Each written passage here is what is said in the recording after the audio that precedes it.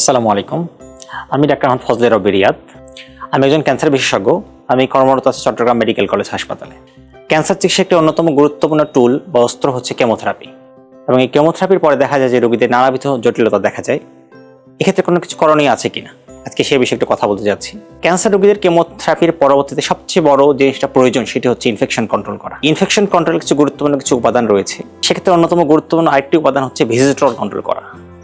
দেখা যায় যে আমাদের সমাজের ক্ষেত্রে কারো যদি ক্যান্সার হয়, সেক্ষেত্রে তার থেরাপির পরে লোকজন দেখতে আসে, প্রচুর ভিজিটর আসে। এই ভিজিটর বা আত্মীয় স্বজন কন্ট্রোল করা একটি গুরুত্বপূর্ণ অংশ এই ইনফেকশন কন্ট্রোলের জন্য। এর পরবর্তীতে হচ্ছে পরিষ্কার পরিচ্ছন্ন থাকা, যাতে কোনো রকম ইনফেকশন না হয়, কোনো রকম রোগ জীবাণু শরীরে দানা বাঁধতে না পারে।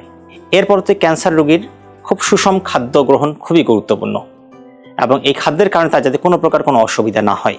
এই জন্য কী কী করণীয়? 1 নম্বর হচ্ছে পুষ্টিযুক্ত খাবার খাওয়া, কোনো কাঁচা জিনিস গ্রহণ না করা, তেলে ভাজা জিনিস বা অতিরিক্ত ঝাল জিনিস গ্রহণ না করা, এবং কোনো পচাবাসি খাওয়া গ্রহণ না করা।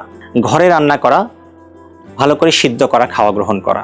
ফলমূল গ্রহণের ক্ষেত্রে সতর্ক থাকা প্রয়োজন, এবং টক জাতীয় ফলমূল যেমন আঙ্গুর, কমলা এগুলো গ্রহণ থেকে বিরত থাকা প্রয়োজন। ক্যান্সার রোগীদের ক্ষেত্রে খুব গুরুত্বপূর্ণ হচ্ছে ধূমপান বর্জন করা। যারা চেইন স্মোকার থাকেন তারা অনেক সময় কন্ট্রোল করতে পারেন না, কিন্তু এই ধূমপানের কারণে দেখা যায় যে তার অক্সিজেন লেভেল কম থাকে, এবং যার কারণে কেমোথেরাপি বা রেডিওথেরাপি ঠিকমতো কাজ করতে পারে না।